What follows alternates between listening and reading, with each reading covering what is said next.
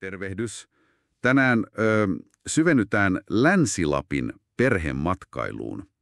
Meillä on tässä tämä Ei pörrömpi reissuopas lähteenä. Ja heti alkuun pistää silmään aika jännä juttu. Opas tuntuu jotenkin kannustavan ylittämään Ruotsin rajan useammankin kerran, eri siltoja pitkin. Katsotaanpa siis, mitä helmiä tästä aineistosta löytyy, just sun perheen reissua ajatellen, ja mitä ihmettä tällä rajan ylittelyllä oikein haetaan. Lähdetään liikkeelle.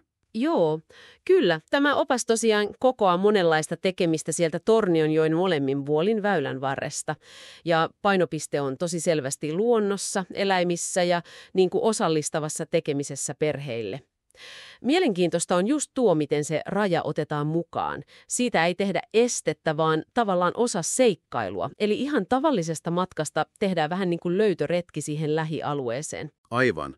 Ja heti ekana tästä oppaasta pomppaa esiin siis ihan valtava määrä erilaisia eläinjuttuja. Ei mitään passiivista katselua, vaan poroja, lampaita, hevosia, jopa alpakoita. Onko tämä nyt se pääjuttu siellä? No se on ainakin tosi vahvasti esillä. Siinä korostuu selvästi se ajatus, että pääsee itse kokemaan ja olemaan kontaktissa.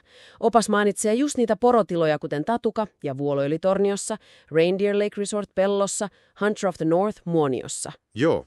Ja sitten oli se Villa Arctic Alpaka Meltosjärvellä ja Heidin mummolla Pellossa lampaineen. Aika monipuolista. Kyllä. Ja pointtina on varmaan se, että nämä vierailut, missä pääsee lähelle eläimiä ja kuulemaan niiden elämästä, ne on usein niitä mieleenpainovimpia hetkiä. Erityisesti lapsille. Niin just, varmasti. Ne jää mieleen. Ja opas auttaa löytämään nämä paikat sieltä reitin varrelta kätevästi. Okei, ei. Eläimiä riittää. Mutta miten sitten, jos sattuu kuuma kesäpäivä? Lappi voi yllättää helteelläkin. Mitä opas sanoo vilvoitteluun? Siihenkin löytyy yllättävän monta kivaa vinkkiä, ja nekin usein sieltä luonnosta. Opas listaa ihan top 5 uimapaikat. Siellä on Orhinselän hiekat, Ylitorniolla ja Pellossa.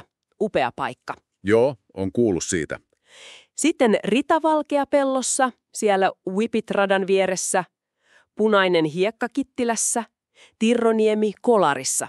Ja sitten taas, huomaatko pieni hyppy rajan yli? Seskarön ranta Haaparannan saaristossa Ruotsin puolella.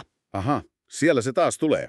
Ja hei, oppassa mainitaan myös se Haaparannan kuuluisa karkkikauppa. Se on varmasti aika kova juttu monelle lapselle pienenä palkintona uimareissun jälkeen. Juuri näin. No mutta sitten opas nostaa esiin vielä vähän erikoisempia elämyksiä, kuten Farmi Escape maatila-pakopeli Torniossa. Siis pakopeli maatilalla kuulostaa hauskalta. Joo, se on varmaan aika omaperäinen yhdistelmä. Tai sitten koko perheen kalastusretki ammattilaisen kanssa. Siihenkin on näköjään useita vaihtoehtoja, Lapin villikala tai naamisuvanto esimerkiksi. Ja entäs tämä? Oman varrassian pyytäminen ja paistaminen Kukkolankoskella. Siis ihan itse pyydetään. Kyllä, ja juuri tuo Kukkołankosken siika on hyvä esimerkki tästä oppaan ideasta. Siinähän pääsee kokeilemaan sitä kuuluisaa lippousta, eli sitä perinteistä kalastusta sillä pitkävartisella haavilla, suoraan koskesta. Ai niin, se on se lippous, okei.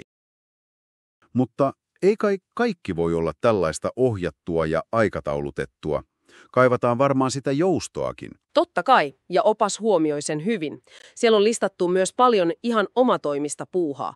Luontopolkuja esimerkiksi, kuten Eeron polku Pellossa, tai se Orhinselän polku. Okei. Tai sitten Pellossa se ympäri vuorokautta auki oleva Oranki Art ympäristötaidenäyttely. Sekin kuulostaa aika jännältä. Joo, kuulostaa. Eli tekemistä riittää ilman, että tarvii varata mitään etukäteen.